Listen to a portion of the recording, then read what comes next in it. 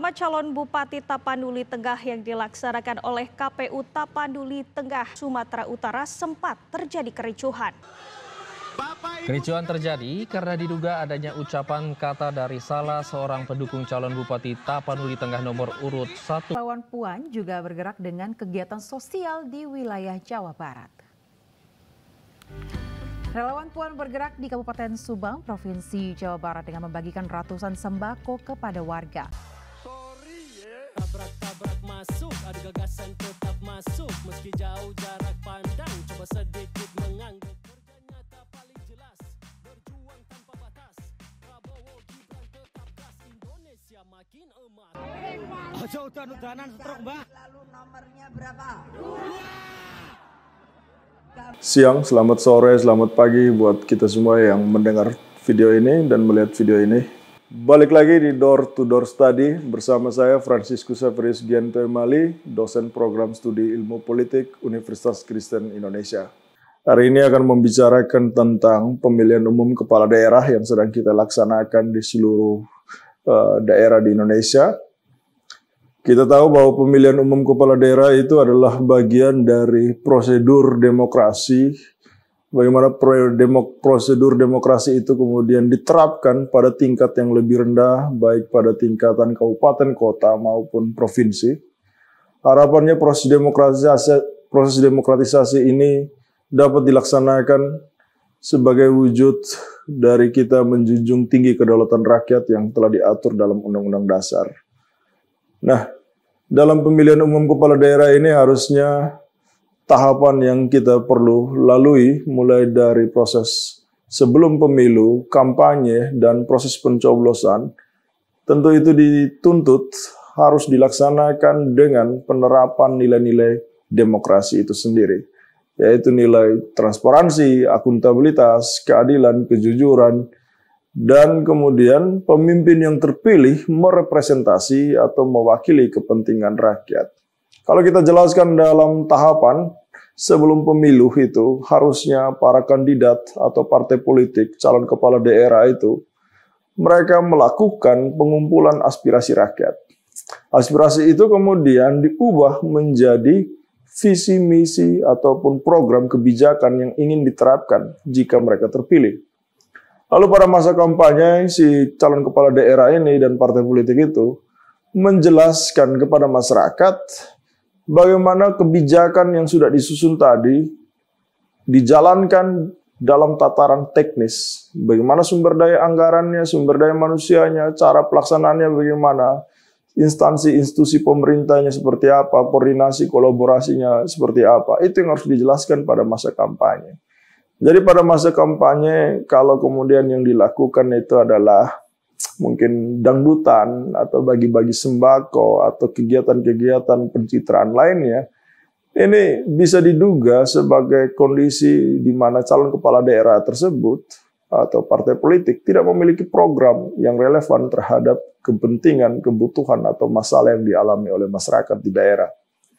Oleh karena itu, pesan saya kepada masyarakat dan pemilih untuk menjadi pemilih yang cerdas, maka Anda selama masa kampanye yang masih berlangsung kurang lebih 20 hari ke depan, Anda perlu menganalisis, membedah, mempertanyakan kebijakan-kebijakan yang mereka susun.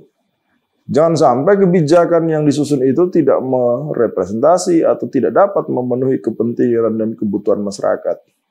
Karena tadi, sebagai prosedur demokrasi, setelah si calon kepala daerah itu terpilih, masyarakat kemudian bisa melakukan pengawasan ataupun dalam kalimat yang sederhana menagih kebijakan yang sudah direncanakan pada masa pemilu. Sehingga kemudian setelah pemilu itu terjadi, masyarakat melaksanakan fungsi pengawasan. Sehingga kemudian kita bisa katakan bahwa pemerintahan yang terpilih itu adalah pemerintahan yang demokratis.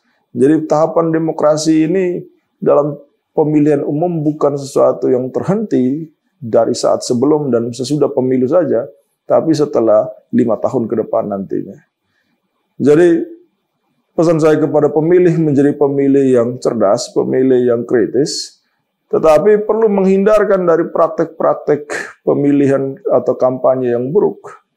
baik itu politik identitas atau menyerang pembunuhan karakter, menyerang karakter, mengubah aib, mempublikasikan hal-hal yang tidak berkaitan dengan kebijakan yang disusun oleh calon kepala daerah, itu biasanya disebabkan oleh ketiadaan program dan kebijakan dan diutamakan untuk menghancurkan pencitraan atau membentuk citra tertentu dari si kandidat kepala daerah tersebut.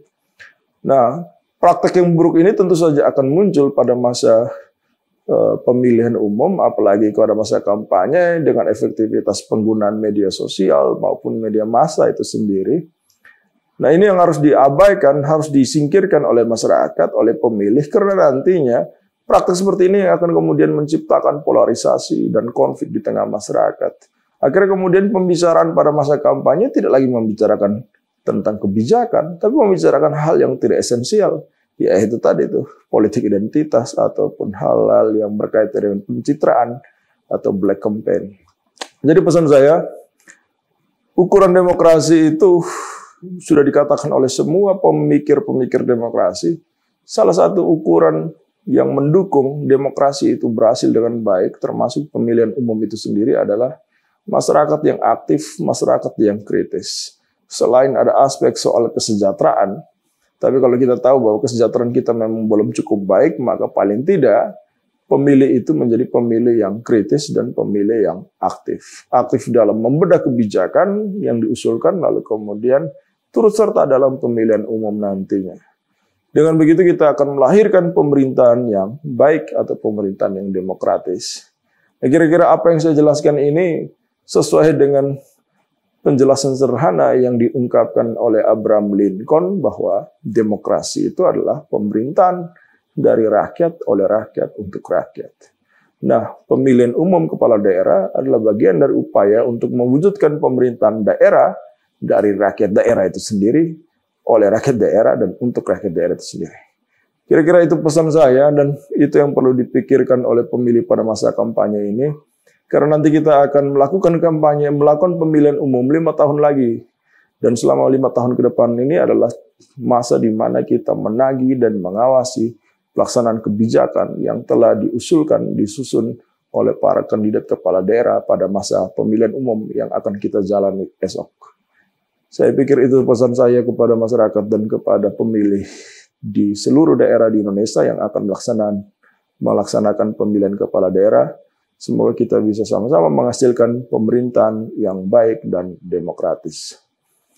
Terima kasih. Jangan lupa like, subscribe, dan share video ini agar semakin banyak orang yang tercerdaskan, sehingga kemudian kita bisa menjadi semakin demokratis ke depannya. Dan pesan saya, jangan lupa melihat lagi, simak lagi video-video lain yang tersedia di channel Door to Door Study. Sampai jumpa.